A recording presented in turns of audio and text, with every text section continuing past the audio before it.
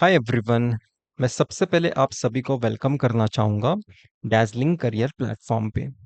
Okay. अब तक आपके पास पैरामीटर्स एस्टिमेट करने के लिए दो मेथड्स हैं, एक मेथड वन है और एक मेथड टू है। मेथड वन किस बारे में था sir? Maximum likelihood estimation, MLE के थ्रू आपके पैरामीटर्स को एस्टिमेट करने के बारे में था। ये एक प्रोबेबिलिस्टिक वे है, राइट? और आपके पास और एक प्रोबेबिलिस्टिक वे है एमएपी के थ्रू आपके पैरामीटर्स को एस्टिमेट करना। तो ये दो मेथड्स हैं आपके पास। एमएलई क्या बताता है सर आपको?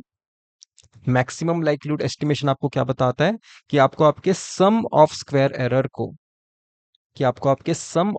एरर को कॉस्ट फंक्शन मानना है और आपके इस कॉस्ट फंक्शन को मिनिमाइज करते हुए आपके पैरामीटर्स थीटा को आप एस्टिमेट करिए। एक एग्जाम्पल कंसिडर करता हूँ, एक छोटा सा एग्जाम्पल यहाँ पे कंसिडर करता हूँ। ऐसा सोचता हूँ कि मेरे पास जो डेटा सेट प्रोवाइड किया गया है ट्रेनिंग करने के लिए, उसमें ना 3 फीचर्स हैं और एक करस्पॉन्डिंग लेबल होगा हर एक ऑब्जर्वेशन के लिए। ठीक है।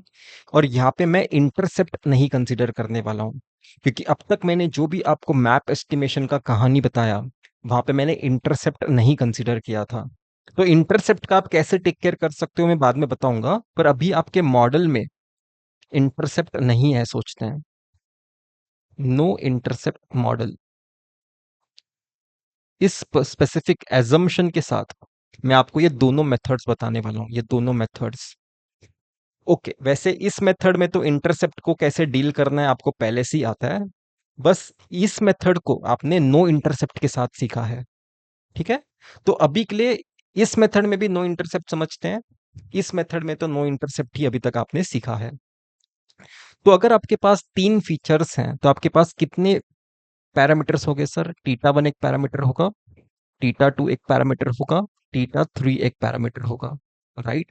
तो आपका ये थीटा जो वेक्टर आप ढूंढ रहे हो, एक 3x1 का एक आप वेक्टर ढूंढ रहे हो, ऐसा आप बोल सकते हो, राइट?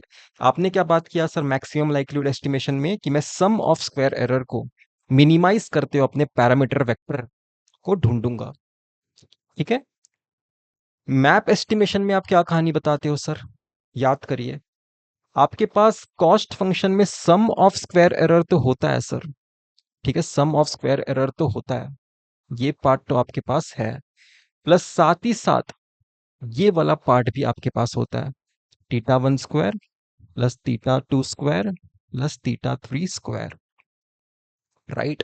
और आप बात करते हो, एक मिनट, आप बात करते हो कि मैं अपने इस कॉस्ट फंक्शन को मिनिमाइज करते हुए अपने पैरामीटर वेक्टर थीटा को मैं ढूंढूंगा, जिसमें 3 कंपोनेंट्स हो गए 3x1, राइट? 3 पैरामीटर्स हैं तो थीटा में 3 कंपोनेंट्स ही हो गए। तो आपके मैप एस्टिमेशन में आपने देखा था कि इस कॉस्ट फंक्शन को मिनिमाइज करते हुए मुझे अपने पैरामीटर वेक्टर को ढूंढना है। ओके।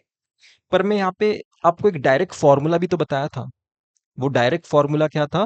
आप आपकी सिस्टम टू को सॉल्व करिए। सिस्टम टू कैसे दिखाई देता है sir? X transpose x theta hat equal to x transpose Y.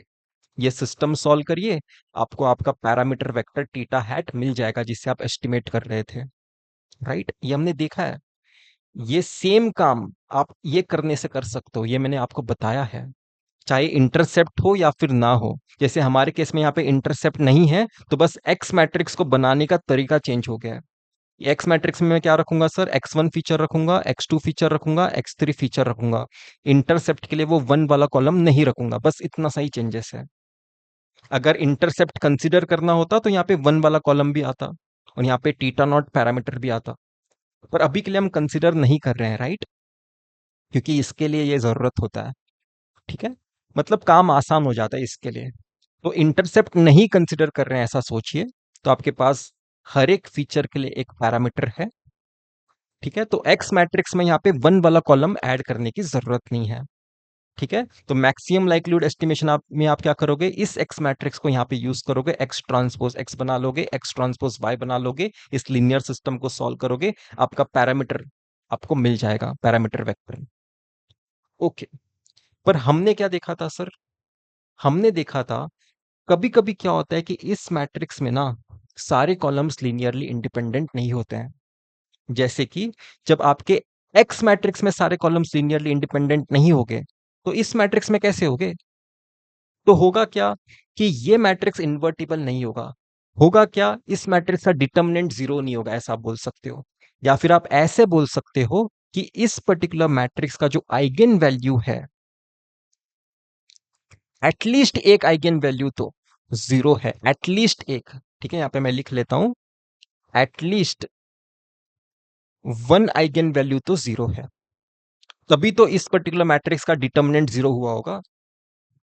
और जीरो क्यों हुआ सर? क्योंकि इस मैट्रिक्स में सारे कॉलम्स लीनियरली इंडिपेंडेंट नहीं है। सारे कॉलम्स लीनियरली इंडिपेंडेंट क्यों नहीं है सर? क्योंकि एक्स में नहीं है।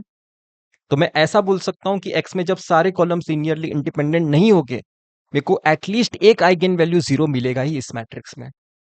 ठीक है, तो ये कहानी है सर। तो इस केस में क्या होता है सर, मेरे पास इनफाइनाइट सॉल्यूशंस होते हैं। मेरे पास इनफाइनाइट सॉल्यूशंस होते हैं। इससे लड़ाई करने का एक मेथड आपको पता है। आप क्या करिए, स्मॉलेस्ट L2 नॉर्म, समझिए कि आपके पास एक मैजिक बॉक्स है, उसमें आप ये सारे infinite solution theta hat vectors डालिए, वो आपको स्मॉलेस्ट L2 नॉर्म वाला टीटा हैट वेक्टर निकाल के देगा। ठीक है, पर ये एक्चुअल में आपका प्रॉब्लम नहीं सॉल्व कर सकता। ये मैं आपको एक्सप्लेन करूंगा, ये मैं आपको एक्सप्लेन करूंगा। एक बहुत ही ब्यूटीफुल एग्जाम्पल मैंने आपके लिए क्रिएट किया है। ठीक है, थ्योरेटिकल एग्जाम्पल है, पर उसे हम कोड कर सकते हैं, समझने की कोशिश कर सकते हैं। ठीक है, तो अगर आपके पास इनफाइनाइट सॉल्यूशंस है, उसमें से एक सॉल्यूशन आप कैसे चूज कर सकते हो? जिसका सबसे छोटा लेंथ है, जिसका सबसे स्मॉलेस्ट L2 नॉर्म है, वो चूज करिए सॉल्यूशन। ओके, यहाँ पे मेरे पास डायरेक्ट फॉर्मूला है। क्या यहाँ पे मेरे पास डायरेक्ट फॉर्मूला नहीं हो सकता? क्या हो सकता है, कोई कौन रोक रहा है? ठीक है, यहाँ पे भी आपके पास डायरेक्ट फॉर्मूला है। अब ये फॉर्मूला डिराइव करने का कोई सेंस नहीं बनता, क्योंकि आप डायरेक्टली इसे इंट्यूटिवली समझ सकते हो। एक्स ट्रांसपोज एक्स वैसे के वैसे लिखिए, टीटा हैट वैसे के वैसे लिखिए, एक्स ट्रांसपोज वैसे के वैसे लिखिए। ठीक है, बस यहाँ पे ब्रैकेट ओपन कर दीजिए। ठीक है, यहाँ पे आप क्या देख सकते हो सर, लैम्डा बाई टू देख सकते हो, तो यहाँ पे प्लस लैम्डा बाई टू लिख दीजिए, plus lambda by two times identity matrix. तो ये लीनियर सिस्टम को आपको सॉल्व करना है। ये मैट्रिक्स है, ये वेक्टर है, ये भी एक वेक्टर है। इस लीनियर सिस्टम को सॉल्व करिए, आपको आपका एस्टिमेटेड पैरामीटर्स मिल जाएंगे मैप एस्टिमेशन के थ्रू, ऐसा आप सोच सकते हैं। ठीक है, यहाँ पे ध्यान दीजिए, एक चीज मैं आपको नोट कराना चाहता हूं। इस मैट्रिक्स का साइज क्या होता है सर? जैसे एक्स मैट्रिक्स का साइज होगा n×3 हमारे इस केस में, इसका साइज क्या होगा सर? 3×3 होगा। इस मैट्रिक्स का साइज क्या होगा सर? इस मैट्रिक्स का भी साइज 3×3 होगा। तभी तो यहाँ पे ये एडिशन पॉसिबल है। बेसिकली आइडेंटिटी मैट्रिक्स का साइज 3×3 होना चाहिए, क्योंकि लैम्डा बाई टू तो एक कांस्टेंट वैल्यू है। ठीक है, पर आप इस मैट्रिक्स का ओवरऑल भी सोच सकते हैं कि साइज 3×3 होना चाहिए। ओके, इस एग्जाम्पल के हिसाब से।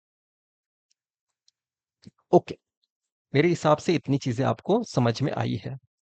मैंने आपको बताया था ग्राफिकली कि यहाँ पे आपके पास यूनिक सॉल्यूशन मिलता है सर। यहाँ पे इनफाइनाइट सॉल्यूशन भले मिले, पर जैसे ही लैम्डा का वैल्यू ग्रेटर देन जीरो रखोगे, यहाँ पे यूनिक सॉल्यूशन मिलेगा। ठीक है, तो वो मैं आपको एक्सप्लेन करने की कोशिश करता हूँ कैसे। जैसे देखिए, यहाँ पे ध्यान दीजिए, मैं कुछ बॉक्स में डाल रहा हूँ। इस पर्टिकुलर मैट्रिक्स का आइगेन वैल्यू जीरो हो जाता है, जिस वजह से आपको इनफाइनाइट सॉल्यूशन मिलता है। आप समझ पा रहे हो क्या? इस पर्टिकुलर मैट्रिक्स का आइगेन वैल्यू जीरो हो जाता है, कोई तो आइगेन वैल्यू, एटलीस्ट एक आइगेन वैल्यू तो जीरो हो जाता है, तो आपको इनफाइनाइट सॉल्यूशंस मिल जाते हैं। अभी फॉर एग्जांपल मैं बोलता हूं कि यहां पे भी वही मैट्रिक्स है, राइट? तो यहां पे एक एटलीस्ट एक आइगेन वैल्यू जीरो हो गया है सर। ठीक है, पर उससे फर्क नहीं पड़ेगा। क्यों नहीं फर्क पड़ेगा सर? क्योंकि इस ओवरऑल मैट्रिक्स का आइगेन वैल्यू क्या होगा तब? इस ओवरऑल मैट्रिक्स का आइगेन वैल्यू तब zero plus lambda by two होगा। और मैंने आपको बताया था कि मैं लैम्डा का वैल्यू ग्रेटर देन जीरो सोचने वाला हूं, तो उस केस में ये eigen value greater than zero दिखाई देगा सर। मतलब मैं क्या बोल रहा हूं कि इस पर्टिकुलर मैट्रिक्स का अगर आइगेन वैल्यू जीरो भी हो गया बाई चांस, तभी भी इस ओवरऑल मैट्रिक्स का आइगेन वैल्यू क्या होगा sir? Zero plus lambda by two होगा। और लैम्डा तो मैं ग्रेटर देन जीरो कंसीडर करने वाला हूं। तो इस मैट्रिक्स का आइगन वैल्यू 0 हो ही नहीं सकता, तो यहाँ पे इनफाइनाइट सॉल्यूशंस नहीं मिल सकते, यहाँ पे आपको सिर्फ यूनिक सॉल्यूशन मिलेंगे, यहाँ पे सिर्फ आपको यूनिक सॉल्यूशन मिलेंगे। ठीक है, मैं होप कर रहा हूं कि आप समझ पाए। Okay sir, okay. अब मैं आपके सामने ना कुछ एक बेस बनाता हूं, फिर ये बेस एज अ फैक्ट की तरह हम आगे यूज करेंगे हमेशा। जैसे कि सिंपल लीनियर रिग्रेशन की कहानी याद करिए, सिंपल लीनियर रिग्रेशन की। सिंपल लीनियर रिग्रेशन में क्या होता था सर, मेरे पास एक एक्स होता था, एक वाई होता था, कहानी बहुत सिंपल। ऐसा कुछ तो मेरे पास एक डेटा सेट होता है, राइट। जो आप मॉडल फिट करने की कोशिश करते हो वो कैसे दिखाई देता है sir, y hat is equal to m hat x plus c hat.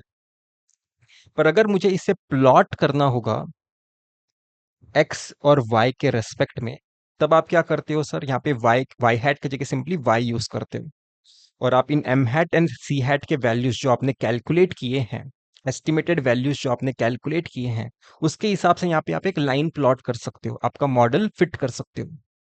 Okay, मैं आपसे क्वेश्चन पूछता हूं, यहाँ पे एम हैट का फॉर्मूला क्या था, उसका फॉर्मूला था covariance of X comma Y divided by variance of x.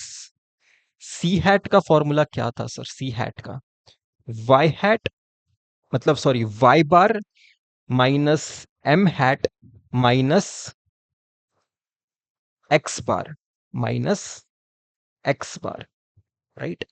आपके इस पैरामीटर को ढूंढने का ये फॉर्मूला है, आपके इस पैरामीटर को ढूंढने का ये फॉर्मूला है। ओके, अगर मुझे किसी ने बता दिया कि आपके यहाँ पे जितने भी एक्स के वैल्यूज हैं उन्हें यूज करके अगर आपने आपका मीन कैलकुलेट किया, एक्स बार कैलकुलेट किया, वो 0 आता है, और मुझे किसी ने बता दिया कि यहाँ पे आपके पास जितने भी वाई के वैल्यूज हैं उसके लिए अगर आपने वाई बार कैलकुलेट किया, मीन कैलकुलेट किया, तो वो 0 आता है, तो क्या आप यहाँ पे देख सकते हो, क्या आपके इस मॉडल में मुझे इंटरसेप्ट 0 मिलेगा सर, क्योंकि वाई बार 0 हो गया है, एक्स बार 0 हो गया है, तो आपका इंटरसेप्ट जो आप निकालोगे वो 0 ही होगा, वो 0 ही होगा।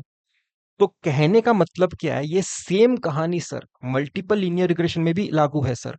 जैसे कि मल्टीपल लीनियर रिग्रेशन में क्या होता है, मल्टीपल लीनियर रिग्रेशन में आपके पास x1 फीचर होता है, x2 फीचर होता है, x3 फीचर होता है, ऐसे आपके पास xd फीचर्स होते हैं, और यहाँ पे एक लेबल भी होता है।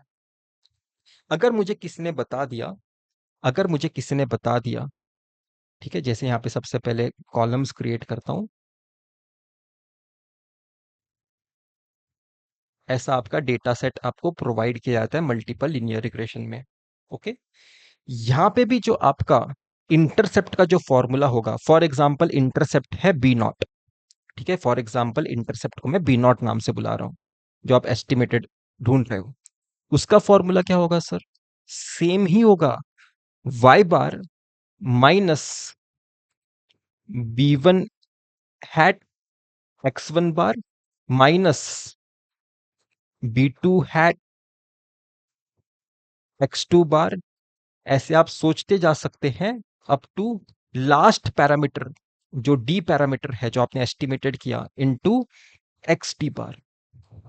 ठीक है, आपका जो बायस होता है, मतलब जो इंटरसेप्ट होता है, वो आप इस फॉर्मूला की हेल्प से निकाल सकते हो आपके मल्टीपल लीनियर रिग्रेशन में। एक बार आपको b one hat, b two hat, b d hat अगर मिल जाए, ठीक है, तो आपका बी नॉट हैट इसी एक्सप्रेशन को सेटिस्फाई करते हुए आपको मिलेगा सर।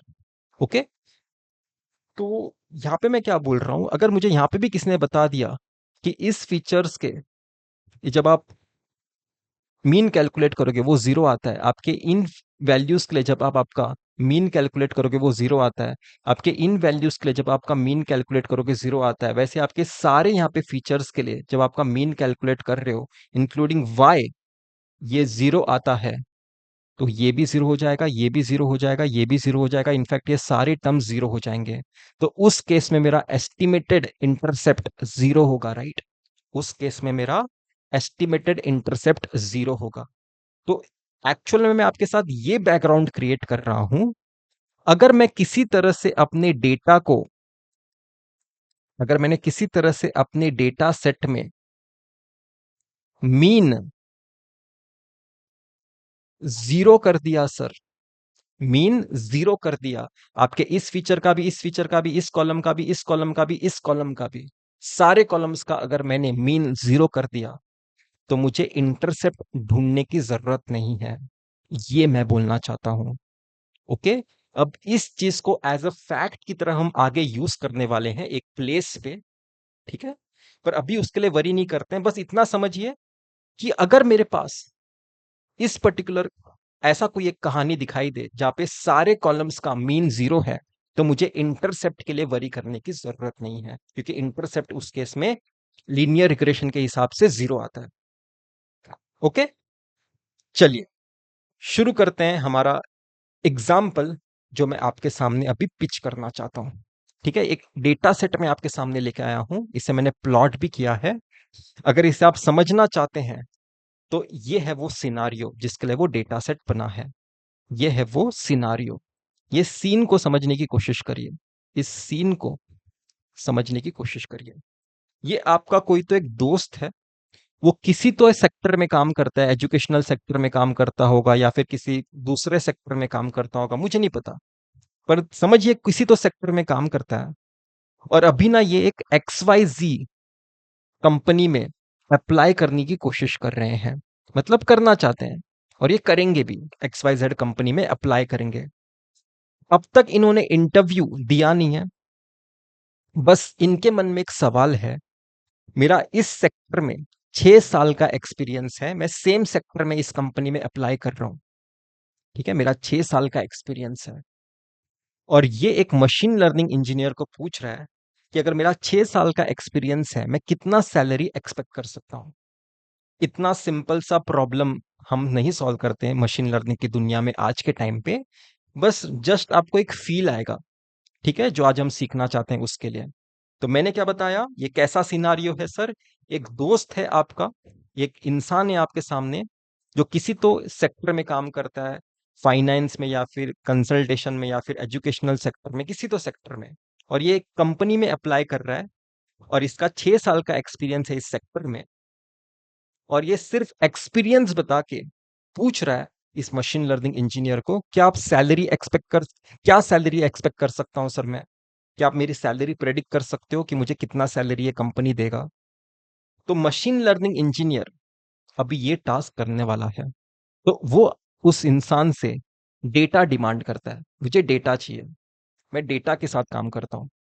तो उसने, इस मशीन लर्निंग इंजीनियर ने क्या डेटा का डिमांड किया देखिए। वो बोलता है कि आप ना 4 दोस्तों का डेटा लेके आइए जो इससे पहले इस सेम कंपनी में सेलेक्ट हुए थे। आपके किसी 4 पहचान वालों का डेटा लेके आइए जिनको देखकर आप इंस्पायर हुए हो। ठीक है। उस चारों लोगों के लिए यहाँ पे मुझे लिख के बताना कि उस हर इंसान का कितना एक्सपीरियंस था और उसे कितना सैलरी मिला था इस कंपनी में सेलेक्ट होने पे। समझ रहे हो। वो एक डेटा सेट डिमांड कर रहा है जिसमें 4 ऑब्जर्वेशंस होने चाहिए। ओके। इस इंसान ने इस इंसान से डेटा सेट डिमांड किया। ठीक है। तो ये डेटा सेट आपके सामने मैं प्रेजेंट किया हूं।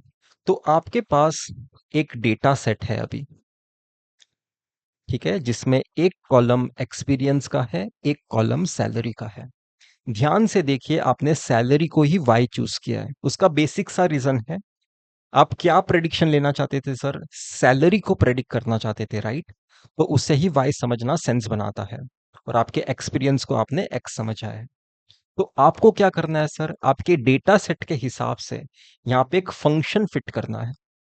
तो अभी आपका दिमाग चलाना है आपको कि वो फंक्शन आप क्या यूज करोगे, वो फंक्शन आप क्या यूज करोगे।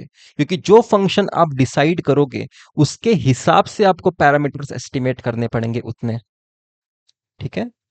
उसके हिसाब से आपको यहाँ पे पैरामीटर्स एस्टिमेट करने पड़ेंगे। ओके। और पैरामीटर्स एस्टिमेट करने की भी मेरे पास आज के टाइम पे 2 मेथड्स हैं, राइट। एक आपके पास मैक्सिमम लाइक्लीहुड एस्टिमेशन वाला मेथड है और आपके पास एक MAP वाला मेथड है। अभी सबसे पहले ना आपके मेथड 1 पे फोकस करते हैं। सबसे पहले आपके सिर्फ मेथड 1 पे फोकस करते हैं। तो मेथड 1 में तो मैं इंटरसेप्ट भी कैलकुलेट कर ही सकता हूं, राइट? तो मैं ऐसा फंक्शन सोचूंगा जिसमें इंटरसेप्ट हो। ओके, मेरे को मेथड वन में तो इंटरसेप्ट कैलकुलेट करने का मेरा बचपन का काम है, राइट? तो मैं ऐसा कोई तो एक हाइपोथेसिस यहाँ पे सोचूंगा जिसमें इंटरसेप्ट हो, जैसे यहाँ पे मैं एम नॉट पहले से ही कंसिडर कर रहा हूँ। ठीक है, अब मुझे यहाँ पे सोचना है कि मैं यहाँ पे क्या फंक्शन डिसाइड करूंगा। तो इस प्लॉट को देखते हुए ना, मेरा कॉमन सेंस कहता है कि मुझे यहाँ पे ना एक ऐसा कोई तो एक कर्व अगर मैं फिट कर पाया, और जो मेरे पास प्रॉब्लम है उसके हिसाब से भी वो सेंस बनाता है कि अगर मैं यहाँ पे ऐसा कोई एक कर्व फिट कर पाया तो वो ज्यादा बेहतर डिसीजन होगा। पर मुझे ये नहीं पता कि मेरे पॉलिनोमियल का डिग्री क्या चूज करना है। ठीक है, तो मैं क्या करूंगा, ज्यादा डिग्री वाला पॉलिनोमियल चूज करने के बारे में डिसीजन ले रहा हूं, जैसे कि m1x plus m2x² plus m3x³ plus m4x⁴ plus m5x⁵। अभी आपका भी दिमाग चलता होगा, शायद से 2 डिग्री तक भी अगर मैं यूज करता तभी भी मैं इस डेटा सेट को एक अच्छा फिट देते हुए एक मॉडल बना लेता। मैंने जानबूझ के 5 डिग्री वाला पॉलिनोमियल चूज किया है, ठीक है, ताकि मैं इनफाइनाइट सॉल्यूशंस क्रिएट कर सकूं, आपके इस डेटा सेट के लिए इनफाइनाइट सॉल्यूशंस क्रिएट कर सकूं। ये मैं एक्सप्लेन करता हूं, मैंने जानबूझ के ऐसा प्रॉब्लमेटिक सिचुएशन क्रिएट किया है, और मैं आपको बताऊंगा किस तरह से आपका वो मैप मेथड जो था ना, सेकंड मेथड, इस प्रॉब्लम से हमें बचा सकता है। ये मैं आपको एक्सप्लेन करने वाला हूं थोड़ी देर में। अभी के लिए सोचते हैं कि हाँ, मैं इस हाइपोथेसिस के साथ काम करूंगा। अभी आपका काम है एम नॉट का वैल्यू ढूंढना, m1 का वैल्यू ढूंढना, m2 का वैल्यू ढूंढना, m3 का वैल्यू ढूंढना, m4 का वैल्यू एंड m5 का वैल्यू। इनके एस्टिमेटेड वैल्यूज पता करना आपका काम है, जिसके लिए हम कौन सा मेथड यूज करने वाले हैं sir? Maximum likelihood estimation method use करने वाले हैं। ओके, यहाँ पे एक और चीज ध्यान दीजिए, यहाँ पे एक और चीज ध्यान दीजिए। आपके पास तो x है सिर्फ, आपके पास x² वाला फीचर कहाँ पे है?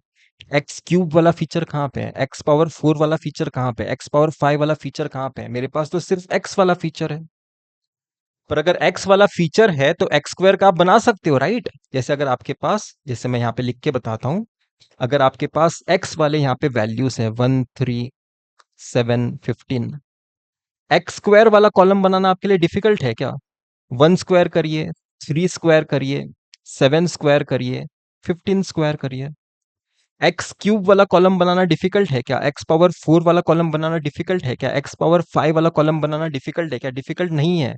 और ये y वाला कॉलम आप वैसे के वैसे लिखोगे, 2 2.8 5 18। आपके इस x कॉलम को मैंने यहां पे लिखा है, आपके y कॉलम को मैंने यहां पे लिखा है। तो इस तरह से अभी मैं आपको बोल रहा हूं, एक नया डेटा सेट बनाइए, एक नया डेटा सेट बनाइए, और सोचिए कि आपके पास ये पहला फीचर है, ये दूसरा फीचर है, ये तीसरा फीचर है, ये चौथा फीचर है, ये पांचवा फीचर है। उस हिसाब से आपको यहाँ पे 6 पैरामीटर्स एस्टिमेट करने हैं। ओके, तो ये डेटा सेट मैंने पहले से बना के लाया है, जो मैंने यहाँ पे लिखा है। ओके, तो मैंने क्या बताया था सर? आपको इंटरसेप्ट कंसिडर करना है, और मेथड वन में तो हमारे लिए वो काम इजी है। तो एक तरह से मैं सिस्टम टू सॉल्व करने के बारे में डिसीजन लेने वाला हूं। सिस्टम टू कैसा दिखता है sir? x transpose x m hat equal to x transpose y। ठीक है, जहां पे आपका m हैट वेक्टर कैसे दिखाई देगा? उसमें आपके 6 कंपोनेंट्स हो गए, m1 m2 m3 m4 m5 and m0, right? जैसे इन 6 पैरामीटर्स के एस्टिमेटेड वैल्यूज आप कैलकुलेट करने वाले हो। ओके, यहाँ पे मैं m0 के ऊपर हैट क्रिएट करता हूं थोड़ा। ओके, तो एक 6x1 का आपको एक वेक्टर की तलाश में हो, तो यहाँ पे मैं क्या देख सकता हूं सर? ये पर्टिकुलर वेक्टर का साइज 6x1 है। ओके, तो इस मैट्रिक्स का साइज क्या होगा सर? इस मैट्रिक्स का साइज डेफिनेटली 6x6 होगा। ये मैं वेरीफाई करके बताऊंगा आपको थोड़ी देर में। और x ट्रांसपोज y का साइज होगा 6x1। ओके, चलिए देखते हैं कि एक्स ट्रांसपोज एक्स का साइज 6x6 होगा क्या। अगर आपको इंटरसेप्ट कंसीडर करना है तो आपका दिमाग चलाइए और मुझे बताइए एक्स मैट्रिक्स कैसे दिखाई देगा। तो आपका दिमाग चलेगा राइट कि इस पहले कॉलम को, एक्स के कॉलम को यहां पे रखिए, एक्स स्क्वायर के कॉलम को यहां पे रखिए, ठीक है, और आपके एक्स क्यूब के कॉलम को आपका थर्ड कॉलम बनाइए, एक्स पावर 4 के कॉलम को आपका चौथा कॉलम बनाइए, एक्स पावर 5 के कॉलम को आपका पांचवा कॉलम बनाइए। और क्योंकि आपने यहां पे लास्ट कंपोनेंट इंटरसेप्ट चूज किया है तो यहां पे एक वन वाला कॉलम आना चाहिए सर, यहां पे एक ऑल वन वाला कॉलम आना चाहिए। ओके, मुझे बताइए आपके एक्स मैट्रिक्स का साइज क्या होगा। चार ऑब्जर्वेशंस हैं राइट, तो इस मैट्रिक्स में चार रोज ही हो गए राइट, 4 रोज ही हो गए। और कितने कॉलम्स हैं सर आप देख सकते हो, 6 कॉलम्स हैं। ओके, अगर x का साइज 4x6 है, x ट्रांसपोज का साइज क्या होगा सर, 6x4 होगा। आप देखिए x ट्रांसपोज x का साइज 6x6 मिल गया, जो आपने ऊपर लिखा है राइट, यहां पे लिखा है राइट 6x6। ओके, अब मैं आपसे पूछता हूं कि इस x मैट्रिक्स का रैंक क्या होगा। ठीक है, यहां पे मैं क्लियरली देख सकता हूं कि ये सारे कॉलम्स लीनियरली इंडिपेंडेंट नहीं हो सकते। अगर इसे आप वेरीफाई करना चाहते हैं तो इसका मैथमेटिकल जस्टिफिकेशन देता हूं। Rank of x will be less than equal to, मैं अगर इनके इस मैट्रिक्स में क्या वैल्यूज है अगर ये भी ना देखूं तभी बता सकता हूं, will be less than equal to minimum of 4, 6। और 4, 6 में का मिनिमम क्या होगा सर, 4 ही होगा राइट, 4 ही होगा। तो मैं बोल रहा हूं कि रैंक ऑफ एक्स 4 या फिर 4 से छोटा होगा। मतलब 6 रैंक तो मुझे कभी मिल ही नहीं सकता, अगर 6 रैंक मिल ही नहीं सकता तो ये 6 कॉलम्स लीनियरली इंडिपेंडेंट हो ही नहीं सकते राइट। इस एक्स मैट्रिक्स में 6 कॉलम्स लीनियरली इंडिपेंडेंट हो ही नहीं सकते। तो मैं डेफिनेटली बता सकता हूं कि मतलब इस पर्टिकुलर मैट्रिक्स का डिटर्मिनेंट 0 आने वाला है सर। इस मैट्रिक्स में भी सारे कॉलम्स लीनियरली इंडिपेंडेंट नहीं होने वाले हैं। तो यहां पे आपको जो एम हैट आप निकालने वाले हो उसके इनफाइनाइट सॉल्यूशंस मिलने वाले हैं, ठीक है, क्योंकि आप मैक्सिमम लाइक्लीहुड एस्टिमेशन वाला कहानी कर रहे हो। यहां पे आपके पास सिर्फ एक ही अप्रोच है, इन इनफाइनाइट सॉल्यूशंस में से आप क्या करिए, स्मॉलेस्ट स्मॉलेस्ट L2 नॉर्म वाला थीटा या फिर एम हैट वेक्टर चूज करिए। स्मॉलेस्ट L2 नॉर्म वाला एम हैट वेक्टर चूज कर लीजिए राइट। यही हमने देखा था, स्मॉलेस्ट L2 नॉर्म वाला एम हैट वेक्टर में चूज करूंगा। ओके, तो वो एम हैट वेक्टर मैंने यहां पे लिख के लाया है, ठीक है। ये है आपका वो एम हैट जिसका सबसे स्मॉलेस्ट L2 नॉर्म है। यहाँ पे ये देखिए इसका साइज है 6x1। ये M1 का एस्टिमेटेड वैल्यू है, M2 का एस्टिमेटेड वैल्यू है, M3 का एस्टिमेटेड वैल्यू है, M4 का एस्टिमेटेड वैल्यू है, M5 का एस्टिमेटेड वैल्यू है, और ये आपके इंटरसेप्ट M0 का एस्टिमेटेड वैल्यू है। तो अभी आपको सिंपली क्या करना है सर, ये जो वैल्यूज हैं यहाँ पे लिखने हैं, ओके, और यहाँ पे एच ऑफ एक्स के जगह वाई लिख देना है ताकि आप एक फंक्शन प्लॉट कर सको राइट, आपका मॉडल आप फिट कर सको। तो वो मैंने इक्वेशन आपके सामने लिखा है राइट। जैसे यहाँ पे मैं बताता हूं, ये पर्टिकुलर वैल्यू आपने एक्स के बाजू में लिखा राइट, क्योंकि M1 का एस्टिमेटेड वैल्यू है सर। ये M2 का एस्टिमेटेड वैल्यू है तो आपने एक्स स्क्वायर के बाजू में लिखा। ये M3 का एस्टिमेटेड वैल्यू है तो आपने एक्स क्यूब के बाजू में लिखा। ये M4 का एस्टिमेटेड वैल्यू है तो आपने एक्स पावर 4 के बाजू में लिखा। ये M5 का एस्टिमेटेड वैल्यू है तो आपने एक्स पावर 5 के बाजू में लिखा। और ये आपका सिंपली इंटरसेप्ट वाला टर्म है। ओके सर, तो मैं होप कर रहा हूं कि इतना पार्ट आप समझ गए हो। इसे इरेज कर देता हूं। अभी आप क्या कर सकते हो, इस वाई हैट के जगह वाई लिख सकते हो सिंपली। वाई हैट के जगह सिंपली वाई लिख सकते हो, क्यों, क्योंकि आपको एक्स और वाई के रेस्पेक्ट में प्लॉट करना है राइट, इस फंक्शन को एक्स एंड वाई के रेस्पेक्ट में प्लॉट करना है। तो यहाँ पे वाई होना जरूरी है, हमने क्वेश्चन सॉल्व करते वक्त देखा है सर राइट। उस वाई हैट के जगह आप वाई लिख देते हो ताकि उस मॉडल को आप विजुअलाइज कर सको। तो ये पर्टिकुलर मॉडल अभी मैं आपको विजुअलाइज करके बताता हूं। ओके, तो यहां पे देखिए, ये है आपके वो 4 डेटा पॉइंट्स और ये है आपका वो फंक्शन जो आपने सोचा है फिट करने के बारे में। मैं इसे फिट कर देता हूं। तो अगर आप यहाँ पे ध्यान से देखोगे, इस फंक्शन ने पहले डेटा पॉइंट को भी एग्जैक्टली टच किया है, सेकंड डेटा पॉइंट को भी एग्जैक्टली टच किया है, थर्ड डेटा पॉइंट को भी एग्जैक्टली टच किया है, फोर्थ डेटा पॉइंट को भी एग्जैक्टली टच किया है। तो ये जीरो ट्रेनिंग एरर क्रिएट कर रहा है सर। पर आपका मैं कॉमन सेंस पूछता हूं, क्या ये मॉडल अच्छा मॉडल फिट किया क्या आपने?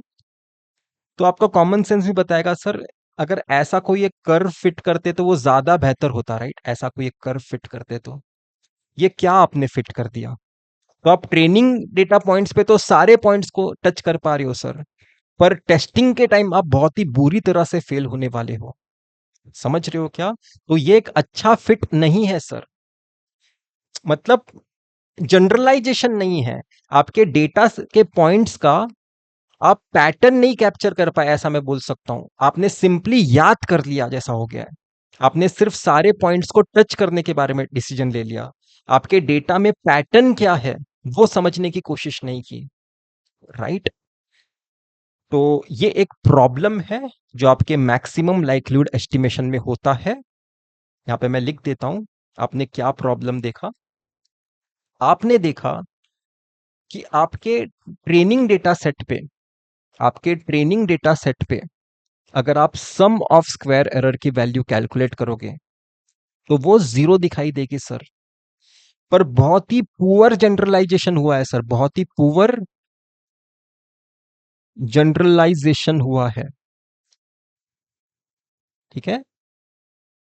और आपके पास इनफाइनाइट सॉल्यूशंस भी मिले थे, और आपके पास इनफाइनाइट सॉल्यूशंस भी मिले थे। तो method one smallest norm solution choose करने के बाद भी एक अच्छा फिट है ऐसा मैं बोल नहीं सकता। इनफैक्ट सारे ट्रेनिंग डेटा पॉइंट्स को टच करने के बाद भी एक अच्छा फिट है ऐसा मैं बोल नहीं सकता। आपने कुछ तो ऐसा ऐसा कुछ तो ऐसा फिट करके रख दिया था, राइट? तो एक अच्छा फिट नहीं है। ऐसा कोई अगर आप एक कर्व फिट करते तो कुछ बात बनती। ओके, तो अभी हम मेथड टू के बारे में जानेंगे। अभी हम मेथड टू के बारे में जानेंगे। मैंने आपके सामने सेम डेटा सेट लाया सर। अभी मैं आपके सामने मेथड टू की कहानी शुरू कर रहा हूं। मेथड टू जो क्या होगा सर, डेफिनेटली हम L2 रेगुलराइजेशन की बात कर रहे हैं, जो आपके MAP के थ्रू आता है। मैप एस्टिमेट्स आप ढूंढ रहे हो ऐसा आप सोच सकते हैं। ओके, तो मैंने आपके सामने आपका सेम डेटा सेट लाया है सर, जो आप ट्रेनिंग करने के लिए यूज करने वाले थे। Same data set. ओके, तो जैसे मैंने आपको बताया था कि आपके मैप एस्टिमेट में आपको इंटरसेप्ट पसंद नहीं है, राइट? आपको इंटरसेप्ट पसंद नहीं है क्योंकि इंटरसेप्ट के बिना ही अभी तक हमने डील करना सीखा है। इंटरसेप्ट के साथ भी आप डायरेक्टली डील कर सकते हो, पर वहां पे हमें कुछ मॉडिफिकेशंस करने पड़ते हैं, तो विदाउट इंटरसेप्ट थोड़ा आसान होता है। तो हमने क्या देखा सर, कि हमें इंटरसेप्ट पसंद नहीं है, पर हमें यह भी पता है कि अगर मेरे पास डेटा सेट में सारे कॉलम्स अगर मीन जीरो वाले होते हैं, अगर आपके पास ये सारे कॉलम्स में मीन जीरो होता, तो इंटरसेप्ट का तो मुझे कैरी नहीं करना पड़ता। ये एज अ फैक्ट हमने एक्सेप्ट किया है, राइट? तो क्या मैं आपके इस डेटा सेट को जीरो मीन वाला बना सकता हूं क्या, या फिर डेटा सेंटरिंग कर सकता हूं क्या? तो इस पर्टिकुलर मेथड को जब भी आपको परफॉर्म करना होता है ना, आपका सबसे पहला काम होता है स्टेप वन, डेटा सेंटरिंग करना। डेटा सेंटरिंग करना। ओके, डेटा सेंटरिंग आप कैसे करते हो सर? आपके इन चार वैल्यूज को यूज करके आपका centroid of x feature calculate करिए। कैसे कैलकुलेट करोगे? बहुत सिंपल है। 1+3+7+15 डिवाइडेड बाय 4, मीन कैलकुलेट करना है बेसिकली, ठीक है? तो आपके इस कॉलम के लिए आप मीन कैलकुलेट कर सकते हो, वैसे ही आपके इस कॉलम के वैल्यूज के लिए भी आप आपका मीन कैलकुलेट कर सकते हो, वैसे ही अब आपके इस कॉलम के वैल्यूज के लिए भी आप आपका मीन कैलकुलेट कर सकते हो, इस कॉलम के वैल्यूज के लिए भी आपका आप मीन कैलकुलेट कर सकते हो, इस कॉलम के वैल्यूज के लिए भी आप आपका मीन कैलकुलेट कर सकते हो। फिर आपके इस लास्ट कॉलम के लिए जो y का कॉलम है उसके लिए भी आप मीन कैलकुलेट कर सकते हो, जिसे मैं y बार बुलाऊंगा। ओके, मैं क्या बोल रहा हूं, एक नया डेटा सेट बनाइए, एक न्यू डेटा सेट बनाइए जो सेंटर किया हुआ हो। जो सेंटर किया गया हो। तो सेंटरिंग कैसे करेंगे सर? आपको x माइनस म्यू एक्स करना होगा। ये बनेगा आपका पहला कॉलम। ठीक है। बाद में आपको क्या करना है sir? X square minus mu of x square, ये करके आपको आपका सेकेंड कॉलम बनाना है। फिर आपको क्या करना है sir? X cube minus mu of x cube, ये करके आपको आपका थर्ड कॉलम बनाना है। फिर आपको क्या करना है sir? X power 4 minus mu of x power 4, ये करके आपको चौथा कॉलम बनाना है। आपका पांचवा कॉलम कैसे बनेगा sir? X power 5 minus centroid of that column. वैसे ही आपका last column y y centered वाला कैसे बनेगा sir? Y minus y bar करके। ठीक है। इस तरह से आप, मैं बोल सकता हूं, आपका एक नया डेटा सेट अभी बनाने वाले हो। ठीक है। आपके म्यू एक्स का वैल्यू मैंने कैलकुलेट करके लाया है, 6.5 है। तो बेसिकली आपको क्या करना है मैं आपको बताता हूं। ठीक है, मैं एक कॉलम के लिए करके बता रहा हूं। ठीक है, आपके एक कॉलम के लिए करके बता रहा हूं, वो सेम आपके दिमाग आप बाकी कॉलम के लिए भी यूज कर सकते हैं। तो मैंने क्या देखा, म्यू एक्स क्या है सर? 6.5 है। तो आपको यहाँ पे क्या करना होगा सर? 1 - 6.5 आपका पहला कंपोनेंट बनेगा, मतलब 1 - 6.5। फिर 3 - 6.5 करोगे, ये आपका दूसरा कंपोनेंट बनेगा। फिर 7 - 6.5 करोगे, ये आपका तीसरा कंपोनेंट बनेगा। फिर 15 - 6.5 करोगे, ये आपका चौथा कंपोनेंट बनेगा। राइट।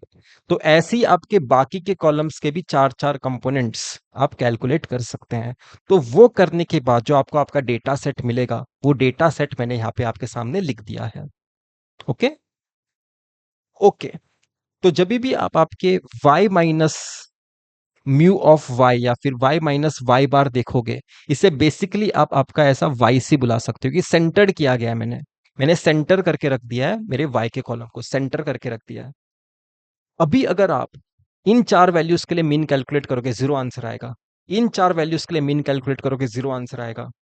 इन चार वैल्यूज के लिए मीन कैलकुलेट करिए, जीरो आंसर आएगा। इन चार वैल्यूज के लिए जीरो मीन कैलकुलेट करिए, जीरो आएगा। इसका भी मीन जीरो आएगा, इसका भी मीन जीरो आएगा। तो अभी मेरे पास, अगर इस डेटा सेट के लिए मैं मॉडल फिट करने की कोशिश करूं, तो मेरा मॉडल ओरिजिन से पास होने वाला है। तो मेरा इंटरसेप्ट के बारे में मुझे वरी ही नहीं करना है। राइट। मेरा मॉडल ओरिजिन से पास होने वाला है। ये मैजिक आपको मिला। ओके। मैं होप कर रहा हूं कि ये वैल्यूज कैलकुलेट करना आप घर पे कर सकते हो। अभी ये कैलकुलेट करने बैठेंगे तो ये लेक्चर अननेसेसरी लेंथी बन जाएगा। पर यहाँ पे एक चीज ध्यान दीजिए, एक चीज ध्यान दीजिए। अब मैं चाहता हूं कि थोड़ा आप एक पॉज लीजिए और थोड़ा थिंक करिए सर, थोड़ा थिंक करिए। क्या थिंक करना चाहता हूं सर? मैं कंपेयर करना चाहता हूं, क्या इस नए डेटा सेट पे, क्या इस न्यू डेटा सेट पे डायरेक्टली आपका एमएपी मेथड अप्लाई करना एक अच्छा डिसीजन होगा क्या? क्या ये सेंस बनाएगा क्या? आप अप्लाई कर सकते हो सर, पर मैं थोड़ा सोचना चाहता हूं कि आप एमएपी मेथड यहां पे डायरेक्टली अप्लाई करना चाहोगे। क्योंकि एक तो हो गया है काम कि यहाँ पे इस डेटा सेट के लिए जब मैं मॉडल फिट करूंगा, उसमें इंटरसेप्ट का वरी करने की जरूरत नहीं है। पर फिर भी मैं सोचना चाहता हूं, क्या सेंस बनाएगा इस नए डेटा सेट पे डायरेक्टली एमएपी मेथड अप्लाई करना? क्या वो फेयर होगा? तो इसे ऐसा सोचने की कोशिश करिए कि मैक्सिमम लाइक्लीहुड एस्टिमेशन अगर आप यहां पे लगाते तो क्या करते आप आपके सम ऑफ स्क्वायर एरर को मिनिमाइज करते हुए आपके parameters M1, M2, M3, M4, M5 ये एस्टिमेट करते। राइट। आपके सम ऑफ स्क्वायर एरर को मिनिमाइज करते हुए आपके पैरामीटर्स को एस्टिमेट करते। मैप में भी तो हम वैसा ही कुछ करते हैं। राइट। आपके सम ऑफ स्क्वायर एरर को मिनिमाइज करते हुए आपके पैरामीटर्स को आप एस्टिमेट करते हो। बस एक पेनल्टी वाला टर्म भी होता है, वो लिख रहा हूं मैं यहाँ पे। एक पेनल्टी वाला टर्म भी होता है। यहाँ पे क्या होता है sir? M1 square, M2 square, M3 square, M4 square plus M5 square. Right. एक पेनल्टी वाला टर्म भी होता है। पर सोचने की कोशिश करिए, यहाँ पे भी सम ऑफ स्क्वायर एरर है, यहाँ पे भी सम ऑफ स्क्वायर एरर है। अगर आपने लैम्डा का वैल्यू बहुत हाई नहीं सोचा है, तो कहीं ना कहीं आप सम ऑफ स्क्वायर एरर को प्रायोरिटी पे रख रहे हो। राइट। डेटा फिटिंग को प्रायोरिटी पे रख रहे हो। इसमें तो सिर्फ डेटा फिटिंग को ही हम प्रायोरिटी पे रखते हैं। ओके।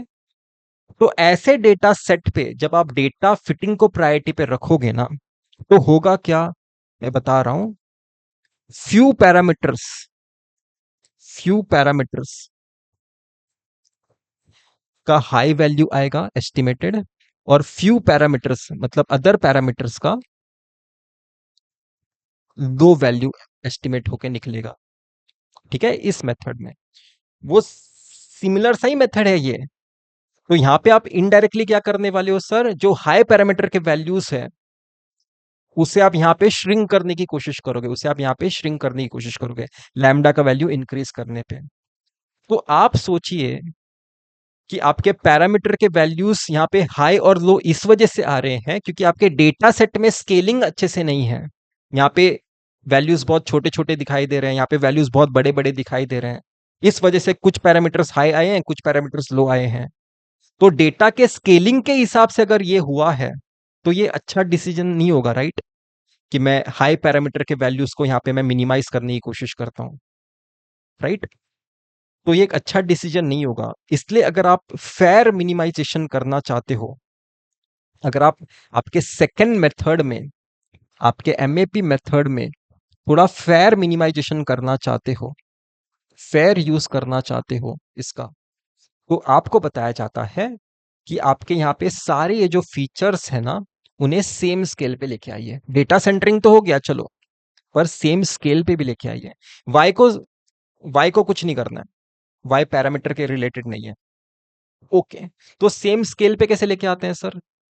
यहां पे देखिए, आपने ये आपका मीन कैसे कैलकुलेट किया था, ये सब आपके इस कॉलम के लिए मीन कैलकुलेट किया था, इस कॉलम के लिए मीन कैलकुलेट किया था, इस कॉलम के लिए, इस कॉलम के लिए, इस कॉलम के लिए। तो वैसे ही अभी आप काम करिए ना, आपके इस कॉलम के लिए आपका एक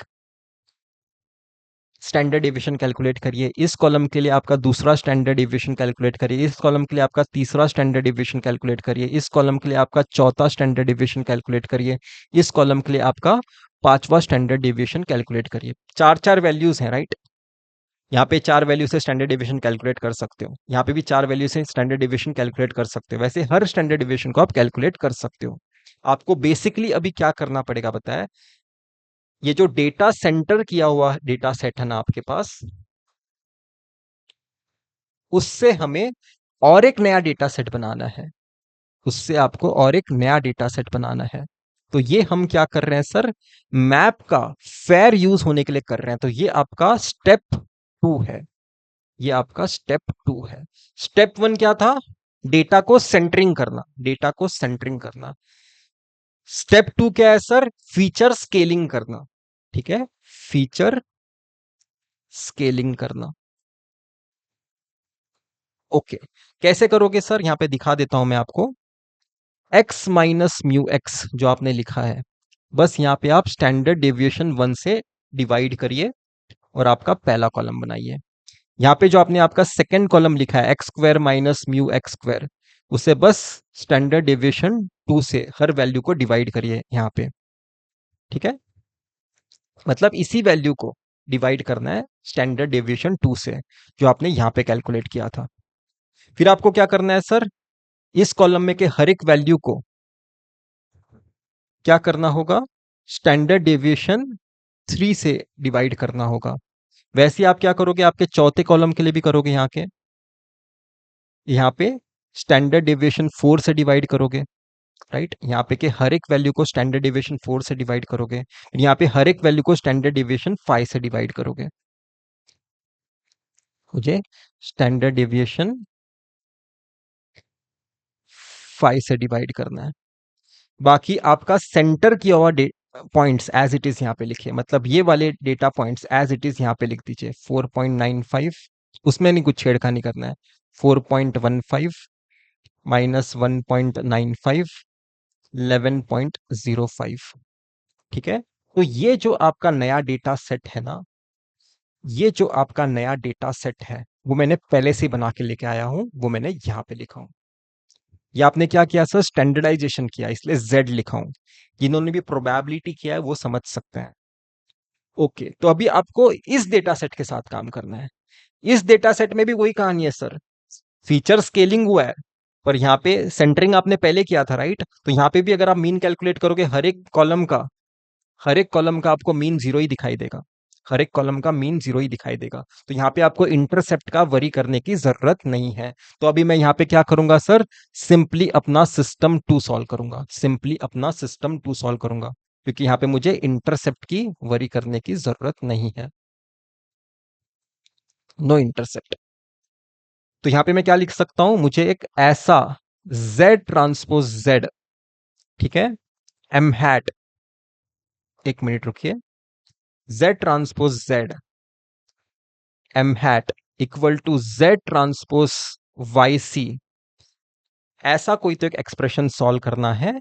यहाँ पे lambda by two identity matrix भी आएगा। आपको इस सिस्टम को सॉल्व करना है, ऐसा मैं सोच सकता हूं। मैंने इससे पहले आपको डायरेक्टली एक्स वहां पे लिख के बताया था, क्योंकि वहां पे आप सोचिए कि मैंने एज्यूम किया था कि आपका फीचर सेम स्केल पे है और आपको इंटरसेप्ट की जरूरत ही नहीं है, राइट? पर जब भी आपके पास ऐसा कोई तो डेटा सेट होता है जहां पे हर एक कॉलम में मीन जीरो नहीं है और ये सारे कॉलम्स का स्केल डिफरेंट है, सबसे पहले आप क्या करोगे? डेटा सेंटरिंग करोगे, फिर आप क्या करोगे? डेटा का फीचर स्केलिंग करोगे। वाई में स्केलिंग नहीं करोगे, सिर्फ सेंटरिंग किया आपने। ओके, तो आपका जेड मैट्रिक्स यहां पे कैसे दिखाई देता है सर? जेड मैट्रिक्स में कुछ नहीं, ये पहला कॉलम यहां पे रखोगे, या आपका दूसरा कॉलम यहां पे रखोगे, या आपका तीसरा कॉलम यहां पे रखोगे, या आपका चौथा कॉलम यहां पे रखोगे, या आपका पांचवा कॉलम आपने यहां पे रखोगे। आपको इंटरसेप्ट की वरी करने की जरूरत नहीं है, क्योंकि आपका डेटा सेंटर किया हुआ था। ओके, और आपका वाईसी वाला कॉलम क्या है सर? सिंपली ये है। ओके, अभी मैं यहाँ पे लैम्डा का वैल्यू 1 कंसीडर करते हुए इस सिस्टम को सॉल्व करके आपके पैरामीटर्स के वैल्यूज आपको बताता हूं। ओके, आपका जेड मैट्रिक्स मैंने यहाँ पे बनाया हुआ है, वाईसी मैट्रिक्स यहाँ पे बनाया हुआ है, एम हैट जो आप ढूंढ रहे हो वो मैंने यहाँ पे लिख दिया है। ठीक है, जब भी आप आपने आपके इस सिस्टम को सॉल्व किया, लैम्डा का वैल्यू 1 कंसीडर करते हुए आपने इस सिस्टम को जब सॉल्व किया, तो आपका जो एम हैट का जो वेक्टर मिला है एज अ सॉल्यूशन, वो ये मिला है। यूनिक सॉल्यूशन मिलेगा सर, क्योंकि लैम्डा का वैल्यू आपने ग्रेटर देन जीरो कंसीडर किया है, कि यूनिक सॉल्यूशन ही मिलेगा यहाँ पे लिख देता हूं चाहिए तो, यहाँ पे हमेशा आपको यूनिक सॉल्यूशन मिलेगा, क्योंकि आपने क्या किया सर? लैम्डा का value greater than zero consider किया है। ओके सर, तो आपके इन एस्टिमेटेड वैल्यूज के हिसाब से अभी आप क्या करोगे सर? आपका सिंपली आपका फंक्शन लिखोगे।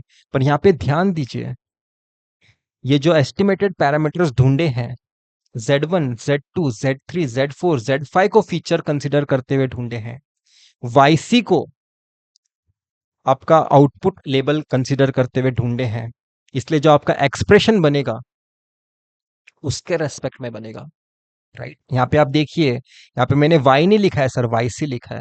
यहाँ पे X1 नहीं लिखा है सर, Z1 लिखा है, Z2 लिखा है, Z3 लिखा है, Z4 लिखा है, Z5 लिखा है, राइट? आपका ये वाला वैल्यू मैंने यहाँ पे लिखा, आपका ये वाला वैल्यू मैंने Z2 के बाजू में लिखा, ये वाला वैल्यू मैंने Z3 के बाजू में लिखा, ये वाला वैल्यू मैंने Z4 के बाजू में लिखा, ये वाला वैल्यू मैंने Z5 के बाजू में लिखा। ओके, बस समझने की कोशिश करिए।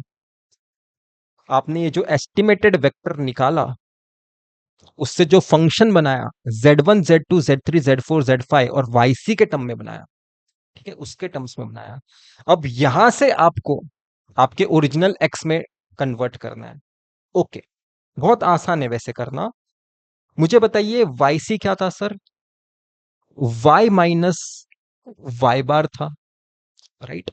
और वाई बार का वैल्यू तो एक न्यूमेरिकल वैल्यू है, वाई बार का तो एक न्यूमेरिकल वैल्यू वो आपके पास है। तो YC के जगह में Y माइनस वाई बार सब्सटीट्यूट करूंगा। Z1 के जगह क्या सब्सटीट्यूट करूंगा सर? Z1 के जगह x minus mu x divided by standard deviation of 1। अभी यहां पे भी ये वाला भी वैल्यू आपके पास पहले से है, ये वाला भी वैल्यू आपके पास पहले से है, राइट? तो ये वाला टर्म मैं x के टर्म्स में लेके आ सकता हूं। वैसे आप यहां पे क्या सोच सकते हैं? Z2 की जगह आप क्या लिखोगे? X square minus mu of x square divided by standard deviation 2। अभी ये वाला भी वैल्यू आपके पास पहले से, ये वाला भी वैल्यू आपके पास पहले से है, तो Z2 को भी मैं एक्स स्क्वायर के टर्म्स में लेके आ सकता हूं। ठीक है, Z3 के जगह सब्स्टिट्यूट क्या करोगे sir? X cube minus mu of x cube divided by standard deviation 3, right. वैसे ही आप अभी क्या करोगे, Z4 के जगह भी क्या करोगे, x power 4 minus mu of x 4 minus standard deviation 4।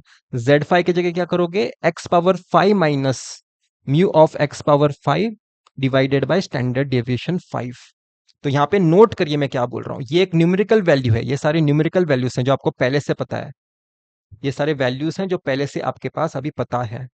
तो जब आप यहाँ पे ये टर्म सब्स्टिट्यूट करोगे, ये टर्म सब्स्टिट्यूट करोगे, ये टर्म ये टर्म ये टर्म यहाँ पे सब्स्टिट्यूट करोगे, आपका expression simply y x x square x cube x power 4 x power 5 के टर्म्स में आएगा। तो वो डायरेक्टली मैंने एक्सप्रेशन यहाँ पे आपके सामने लिख के लाया है। तो ये है वो एक्सप्रेशन जो आपको मिलेगा। अब यहाँ पे ध्यान से देखिए, यहाँ पे मैंने x1 एक्स स्क्वायर ऐसा सब लिखा है, पर इसके जगह आप ऐसा सोच सकते हैं, x है ये एक्स स्क्वायर है, ये एक्स क्यूब है, ये एक्स पावर 4 है, ये एक्स पावर 5 है। तो आप क्या सोच सकते हैं कि ये पर्टिकुलर वैल्यू जो कैलकुलेट होके आया है, ये मेरे रिच रिग्रेशन का एम नॉट का एस्टिमेशन है, राइट। आपने इंटरसेप्ट के लिए वरी नहीं किया सर रिच रिग्रेशन में, पर रिच रिग्रेशन ने आपको इंटरसेप्ट निकाल के दे दिया। ओके, और ये है आपका M1 का estimated value as per ridge regression, ये है आपका M2 का estimated value as per ridge regression, ये है आपका M3 का estimated value as per ridge regression, ये है आपका M4 का value as per ridge regression, ये है आपका M5 का value estimated value as per ridge regression. तो आपने क्या देखा, रिज रिग्रेशन में मैं सेंटर की ओर डेटा यूज करता हूं, इवन फीचर स्केल भी करता हूं, पर मैं इंटरसेप्ट के बारे में कभी वरी नहीं करता। पर बाद में जब मैं देखूंगा मेरे एक्चुअल फंक्शन को, तो उसमें इंटरसेप्ट वाला टर्म ऑटोमेटिकली आ रहा है, उसमें इंटरसेप्ट वाला टर्म ऑटोमेटिकली आ रहा है। ओके सर, तो अभी मैं इस फंक्शन को प्लॉट करके बताता हूं। ओके, तो ये है आपके वो डेटा पॉइंट्स जहां पे आप आपका सेकेंड मेथड यूज करके फंक्शन फिट करना चाहते हो। तो आपका जो सेकेंड फंक्शन है ना, मैंने यहाँ पे पहले से ही लिख के रखा है। अभी इसमें फंक्शन को सिंपली प्लॉट कर देता हूं। तो आप देख सकते हैं कि ये फंक्शन एक बेटर फंक्शन है, राइट, अपने डेटा सेट को फिट करने के लिए। आपका पुराना वाला फंक्शन मैं यहाँ पे इसके ऊपर ही ड्रॉ करता हूं, वो ये था, क्या वो ये था। आप मुझे बताइए, ये जो कर्व है इसका कलर चाहिए तो चेंज कर देते हैं, इसका कलर ऑरेंज कर देता हूं। मैं आपको क्वेश्चन पूछ रहा हूं, बताइए ये ऑरेंज कर्व ज्यादा बेहतर कर्व होगा या फिर ये ब्लू कर्व ज्यादा बेहतर कर्व होगा? तो आपका कॉमन सेंस बता सकता है, आपके डेटा सेट में ऐसा इंक्रीजिंग ट्रेंड है, राइट। तो ये ब्लू कर्व एक ज्यादा बेहतर मॉडल होगा आपके डेटा सेट को फिट करने के लिए। पर मैं यहाँ पे बताना चाहता हूं कि ये ब्लू कर्व किसी भी डेटा पॉइंट को टच नहीं कर रहा है एक्चुअली। अगर इसे जूम करेंगे तो हम देख सकते हैं, जैसे आप देखिए, आपके ब्लू डेटा पॉइंट को वो टच नहीं कर रहा है, आपके इस डेटा पॉइंट को भी वो टच नहीं कर रहा है, राइट। वैसे आप नीचे जाओगे तो ग्रीन के लिए भी देख सकते हो, ग्रीन डेटा पॉइंट को भी वो एग्जैक्टली टच नहीं कर रहा है। जूम आउट करने पे ऐसा लगता है कि टच कर रहा है। इस रेड के लिए भी बताता हूं, ये रेड डेटा पॉइंट को भी टच नहीं कर रहा है, ठीक है। पर जो आपका पुराना वाला कर्व था, वो हर एक डेटा पॉइंट को टच कर रहा था। यहाँ पे ट्रेनिंग एरर 0 होने वाला था। पर आपके इस नए मॉडल ने कॉम्प्लेक्सिटी तो रिड्यूस किया है, पर आपका ट्रेनिंग एरर यहाँ पे होने वाला है, जो मेरे लिए प्रॉब्लम नहीं है। क्यों? क्योंकि इस मॉडल ने मेरे डेटा के ट्रेंड को कैप्चर किया, ऐसा मैं सोच सकता हूँ। ओके, तो वापस से हम अपने पीपीटी पे जाते हैं, और मैंने वो दोनों प्लॉट्स यहाँ पे साइमल्टेनियसली बाजू बाजू में रखे हैं। ये था आपके मेथड 1 के थ्रू जो आपने मॉडल फिट किया, ये था आपके मेथड 2 के थ्रू जो आपने मॉडल फिट किया। ओके, मुझे बताइए, आपके दोस्त ने आपको पूछा था, राइट, अगर उसके 6 साल का एक्सपीरियंस है, अगर उसका 6 साल का एक्सपीरियंस है, तो उसके लिए आप क्या प्रेडिक्शन लोगे उसके सैलरी का। ठीक है, मॉडल 1 के हिसाब से देखते हैं, 6 साल के हिसाब से क्या प्रेडिक्शन लोगे। 6 साल के हिसाब से जो आप प्रेडिक्शन लेने वाले हो वो ये होगा। ठीक है, वो ये होगा। और यहाँ पे आप 6 साल के हिसाब से जो प्रेडिक्शन लेने वाले हो वो ये होगा। और आप भी सोच सकते हो कि ये वाला जो वैल्यू है सैलरी का वो ज्यादा सेंस बनाता है। क्यों? क्योंकि 6 साल का एक्सपीरियंस 3 साल से बड़ा है और 1 साल से भी बड़ा है, तो उसे ज्यादा सैलरी मिलना चाहिए, ऐसा मेरा एक्सपेक्टेशन है। क्योंकि यहाँ पे मैं एक ऐसा ही ट्रेंड देख पा रहा हूँ कि जितना ज्यादा एक्सपीरियंस बढ़ता है उतना ही सैलरी बढ़ता है। अपने डेटा पॉइंट्स में मैं वही देख पा रहा हूँ। तो वो ट्रेंड मेरे इस मॉडल ने कैप्चर किया है। ठीक है, और ये मॉडल इसलिए भी बेहतर नहीं है, ये मॉडल इसलिए भी बेहतर नहीं है क्योंकि ये सिर्फ डेटा पॉइंट्स को टच कर रहा है सर, ये ट्रेंड नहीं कैप्चर कर रहा है। इसने इस मॉडल ने कोई ट्रेंड कैप्चर नहीं किया है सर, ये टू कॉम्प्लेक्स है। ये जो मॉडल है ना, ये मॉडल टू कॉम्प्लेक्स है सर, टू कॉम्प्लेक्स। ये ट्रेंड कैप्चर पे नहीं फोकस कर रहा है, ये मेमोराइज कर रहा है आपके डेटा पॉइंट्स को। ये मॉडल जनरलाइजेशन कर रहा है, ऐसा मैं बोल सकता हूं। ये ट्रेंड कैप्चर करने की कोशिश कर रहा है, ट्रेंड कैप्चर। ओके, तो ऐसे मॉडल आप काम करना प्रिफर करते हो, ऐसे मॉडल्स के साथ आप काम करना प्रिफर करते हो जो ट्रेंड कैप्चर कर सके, डेटा को मेमोराइज नहीं करे। यहाँ पे डेटा को मेमोराइज करने के कारण आपने ट्रेनिंग डेटा सेट पे जीरो एरर क्रिएट किया है कॉम्प्लेक्स मॉडल बना के। पर ये एक जनरलाइजेशन नहीं है, ये एक जनरलाइजेशन है। पर यहाँ पे ट्रेनिंग डेटा सेट पे हर एक पॉइंट पे आपने कुछ ना कुछ रेसिडुअल एरर क्रिएट किया है। ओके, तो अभी तक आपने क्या देखा वो मैं आपको बताना चाहता हूं। ओके, अभी तक आपने क्या देखा? आप एक ऐसा कोई तो एक हाइपोथेसिस फिट किए हो, राइट? ऐसा कोई तो एक हाइपोथेसिस फिट किए हो, am not plus m1x plus m2x² plus m3x³ plus m⁴x⁴ plus m5x⁵। आपने रिच रिग्रेशन में इंटरसेप्ट नहीं होगा सोचते हुए इंटरसेप्ट बाद में कैलकुलेट कर लिया था, राइट? तो आपने इसी हाइपोथेसिस को फिट किया है आपके पहले मेथड में भी, विदाउट पेनल्टी वाले मेथड में भी, और विद पेनल्टी वाले मेथड में भी। या फिर इसे ऐसा लिख सकते हैं, ऑर्डिनरी लीस्ट स्क्वायर रिग्रेशन में भी आपने इसी हाइपोथेसिस को फिट किया है, और आपके L2 रेगुलराइजेशन में भी, L2 रेगुलराइजेशन में भी आपने इसी हाइपोथेसिस को फिट किया है। पर यहां पे मैं एक चीज बताना चाहता हूं जो L2 रेगुलराइजेशन ने बहुत ही अच्छे से किया। आपके जो ये हाई डिग्री वाले पॉलिनोमियल्स थे ना, मतलब जो एक्स फीचर के वैल्यूज थे ना, मतलब x⁴ x⁵ के जो पैरामीटर के वैल्यूज थे, ये वाले इन वैल्यूज को उसने बहुत ही अच्छे से श्रिंक किया है। इन वैल्यूज को उसने बहुत ही अच्छे से श्रिंक किया है आपके L2 रेगुलराइजेशन में। और ये श्रिंकेज आपको आपके इस OLS मेथड में अच्छे से नहीं मिल पाया था। इसे भी हम देख सकते हैं। ठीक है, वापस से आपके इस ग्राफ पे आते हैं। ठीक है, यहां पे देखिए, ये पर्टिकुलर वैल्यू देखिए, ये आपका x⁵ का क्या है सर? पैरामीटर का वैल्यू है आपके L2 रेगुलराइजेशन के हिसाब से। आप ये देख सकते हैं, राइट? कितना छोटा कर दिया है उसने, कितना छोटा कर दिया है। और यहाँ पे इस पैरामीटर को भी उसने कितना छोटा कर दिया L2 रेगुलराइजेशन में। आपके इस पैरामीटर को भी उसने कितना छोटा कर दिया है। बस सिग्निफिकेंट जो पार्ट है ये पार्ट है, ऐसा मैं सोच सकता हूं। पर आपके ऑर्डिनरी लीस्ट स्क्वायर रिग्रेशन में जहां पे आप पेनल्टी नहीं लगा रहे थे, आप इस पैरामीटर को इस पैरामीटर के साथ कंपेयर करिए, ये आपको बड़ा वैल्यू दिखाई देगा, राइट? राइट, वैसे ये वाला भी वैल्यू आपको बड़ा दिखाई देगा, ये वाला भी वैल्यू एक बड़ा वैल्यू दिखाई देगा, राइट? बाकी ये वैल्यूज तो बड़े है ही, पर साथ ही साथ ये वाले वैल्यूज भी उसने बड़े रखे हैं। ठीक है, पर L2 रेगुलराइजेशन में हम क्या कर रहे हैं सर? जो रिडंडेंट फीचर्स हैं, ठीक है, रिडंडेंट फीचर्स हैं, ठीक है, उन्हें आप ज्यादा पेनलाइज करने की कोशिश कर रहे हो ताकि आप सिंपल मॉडल की तरफ जा सको। एक हाई कॉम्प्लेक्स मॉडल से आप क्या कर रहे थे सर, यहाँ पे एक सिंपल मॉडल की तरफ आप गए हो, एक सिंपल मॉडल की तरफ गए हो।